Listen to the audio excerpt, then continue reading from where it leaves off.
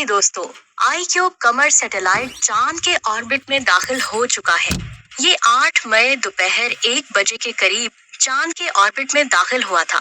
सबसे पहले चाइना का चैंग-ई 6 चांद के ऑर्बिट में दाखिल हुआ और जिस पॉइंट पर iCube क्यू कमर को रिलीज करना था, वहां जाकर चैंग-ई 6 iCube कमर को चैंग-ई 6 से अलग किया गया, जिसके बाद पाकिस्तानी सैटेलाइट ने चैंग-ई से अलग होने की वीडियो को रिकॉर्ड किया और जब ये चांद के ऑर्बिट में अच्छी तरह से सेट हो गए, तो इसके सारे इंस्ट्रूमेंट्स को चेक किया गया और फिर इसके कैमरे को चेक करने के लिए जमीन की एक तस्वीर खींची गई और फिर चांद की एक तस्वीर खींची गई, लेकिन इन तस्वीरों को अभी जारी नहीं किया गया।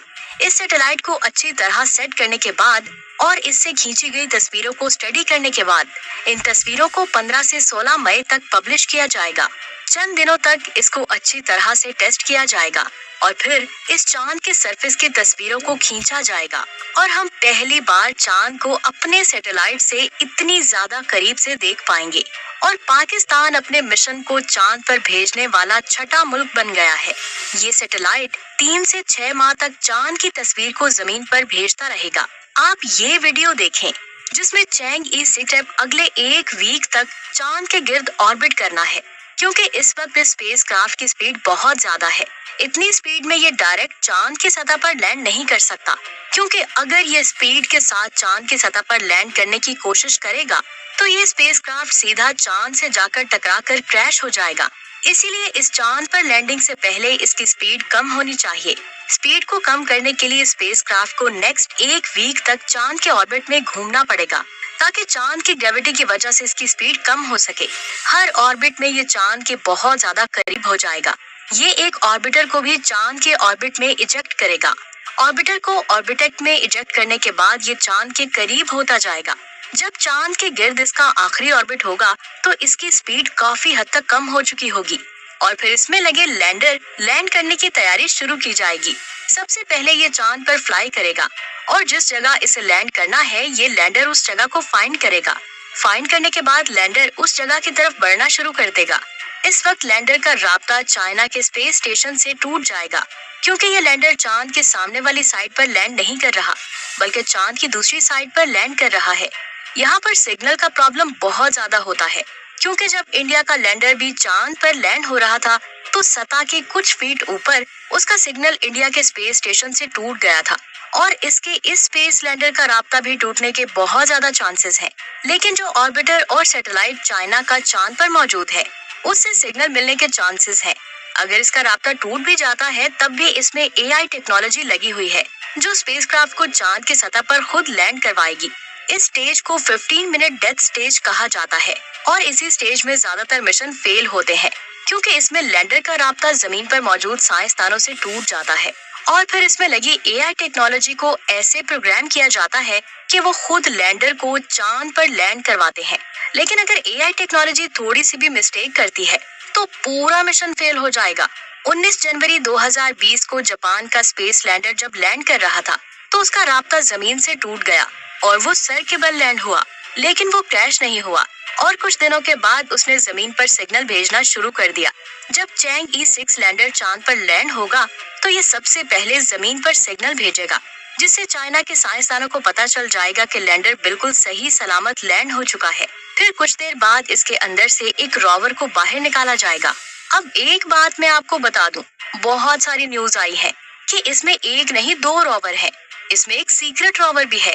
अब ये बात कितनी सच है, ये तब पता चलेगा जब ये लैंडर चांद पर लैंड करेगा। रोवर के बाहर आने के बाद उसे चांद की सतह पर चलाकर देखा जाएगा कि लैंडिंग करते वक्त इसमें कोई खराबी तो नहीं आ गई, क्या ये सही से चल रहा है। फिर इसके कैमरे को टेस्ट किया जाएगा और इसके अंदर ड्रिलिंग मशीन लगी है, उसे भी चलाकर देखा जाएगा और वहाँ की तस्वीरों को जमीन पर भेजा जाएगा। यानी कई दिनों तक इसे अच्छी तरह से टेस्ट करने के बाद इसके डेटा को जारी किया जाएगा।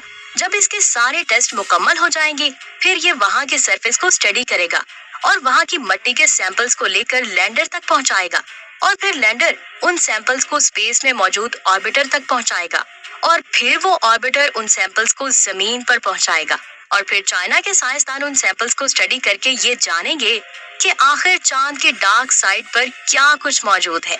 ये पहली बार है जब चाइना के रोवर चांद के फार साइड पर लैंड होकर वहां की मिट्टी के सैंपल्स को जमीन पर भेजेंगे, क्योंकि चांद के सामने वाली साइड पर जाना बहुत ज्यादा आसान है, लेकिन चांद की डार्क साइड पर जाना बहुत ज्यादा मुश्किल है।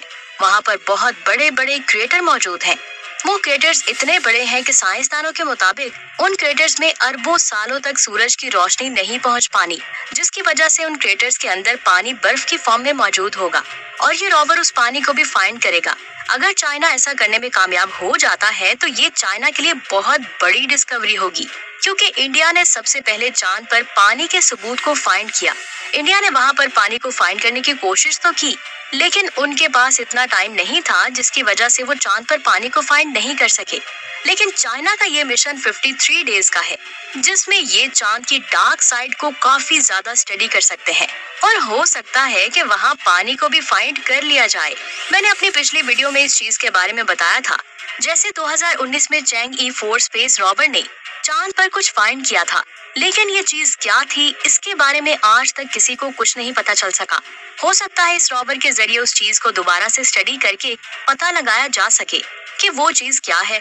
अगर देखा जाए तो पाकिस्तानी सैटेलाइट के मुकाबले में ये मिशन बहुत ज्यादा बड़ा है, जो चांद के डार्क साइड को स्टडी करने जा रहा है। अब जैसे ही पाकिस्तानी सैटेलाइट और चैंग ई 6 चांद की तस्वीरों को जारी करेंगे, मैं उन पर डिटेल वीडियो लेकर आपकी खिदमत में हाजिर हो जाऊंगी। आपका इन दोनों मिशंस के बारे में क्या ख्याल है, नीचे कमेंट्स करके जरूर बताएं। वीडियो अच्छी लगी हो तो लाइक और शेयर लाजमी करें। मिलते हैं अगली शानदार वीडियो में। अपना बहुत सारा ख्याल रखें। अल्लाह हाफिज।